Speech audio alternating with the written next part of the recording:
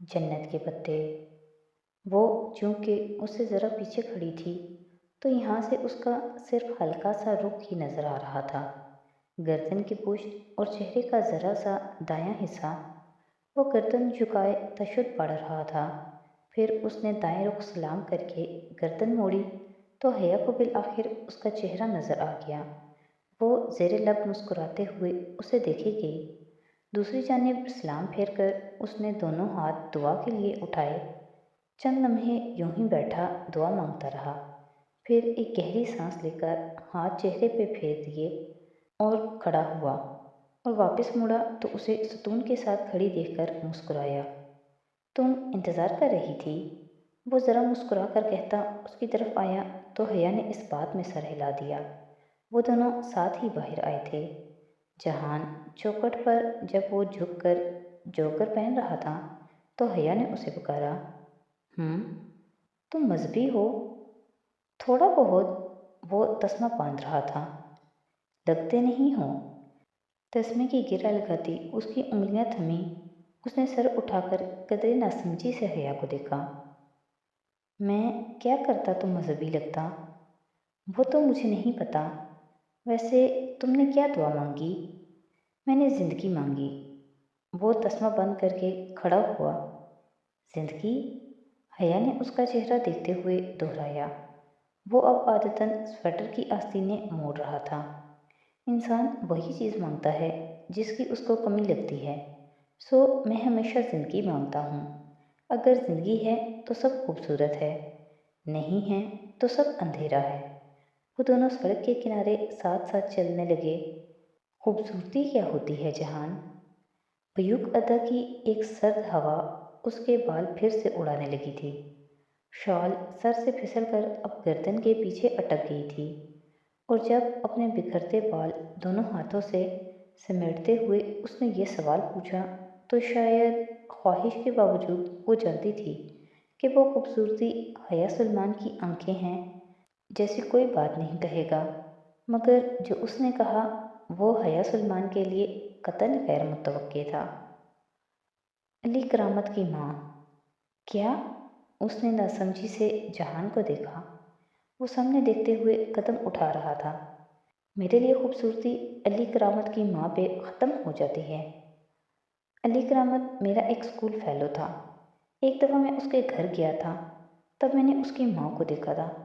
वो बहुत खूबसूरत खातून थी। वो डॉक्टर थीं और इस वक्त अस्पताल से आई थीं। वो थकी हुई थीं और तब किचन में खड़ी टिश्यू से अपना चेहरा थपथपा रही थी।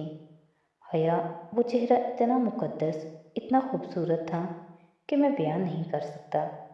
उसकी बात पे वो चंद लम्हे के लिए खामोश सी रह गई। वो तुर्क थी या पाकिस्तानी? बहुत देर बाद वो बोली।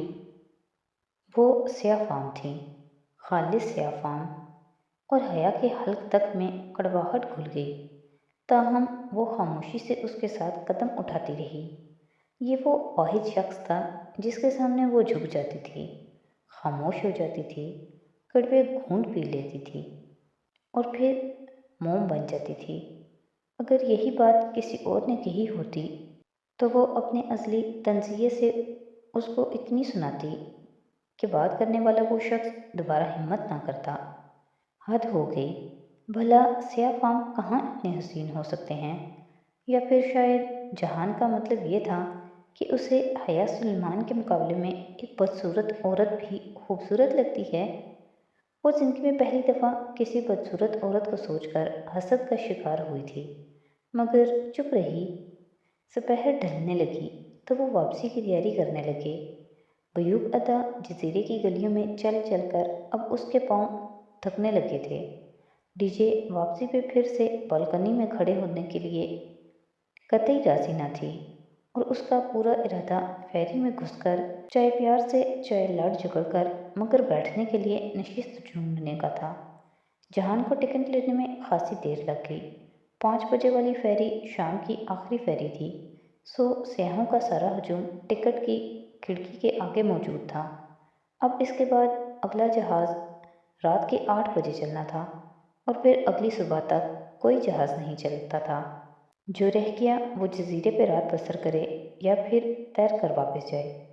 اگر تم دونوں اسی رفتار سے چلتی رہیں تو فیری نکل جائے گی اور تمہیں واقعی تیر کر واپس جانا پڑے گا۔ وہ ان دونوں کی سست روی پہ خاصا جھنجھلا کر بولا تھا۔ جواباً وہ قدرے خفت سے ذرا تیز چلنے لگیں۔ بندرگاہ کھچا کھچ سیاحوں سے بھری ہوئی تھی۔ وہ تینوں اس رش میں بمشکل راستہ بناتے آگے بڑھ رہے تھے۔ جہان آگے تھا اور وہ دونوں پیچھے۔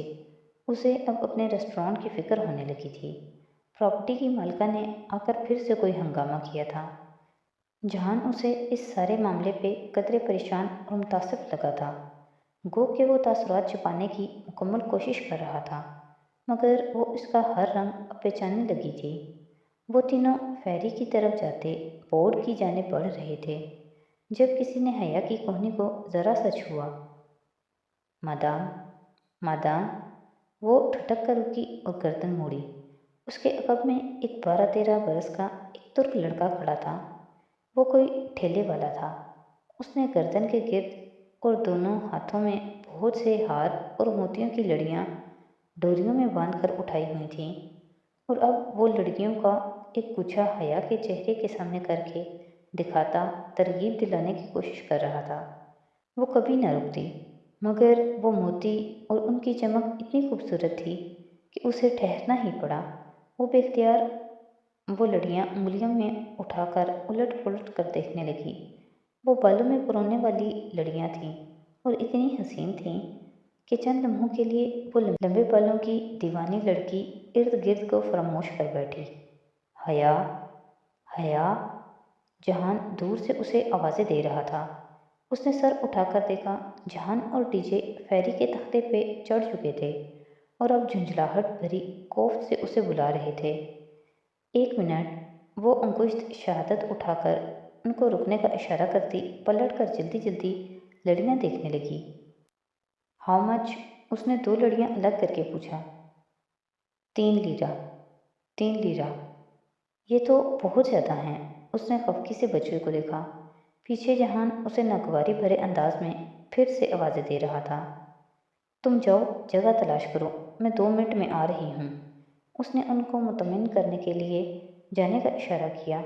ان تک آواز شاید پہنچ گئی تھی۔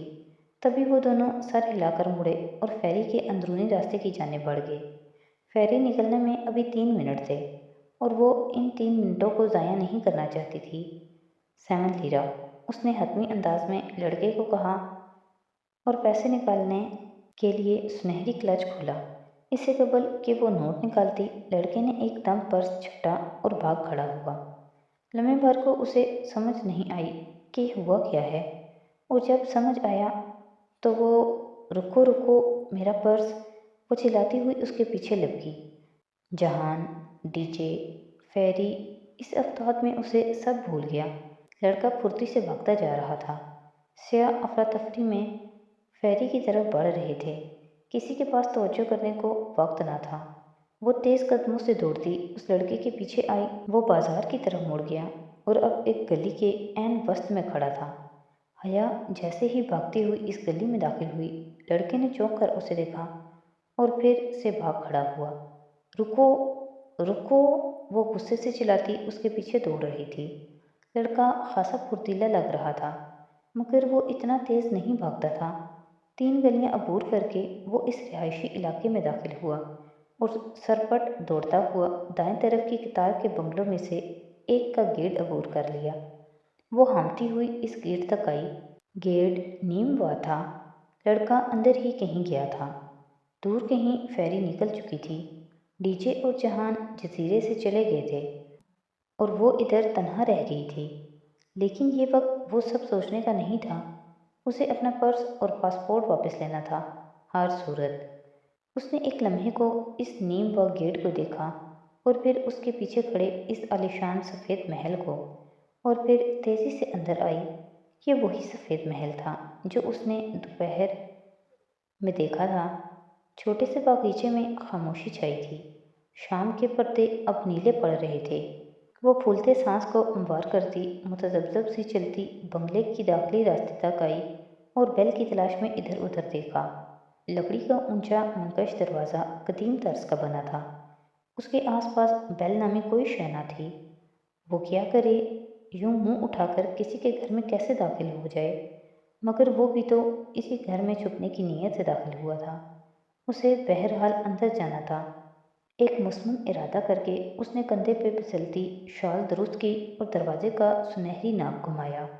वो कदीम वक्तों की कोई अमर होती शहजादी थी जो रास्ता भटक कर इस जजीरे में निकल आई थी और अब सुल्तान के महल के सामने खड़ी थी।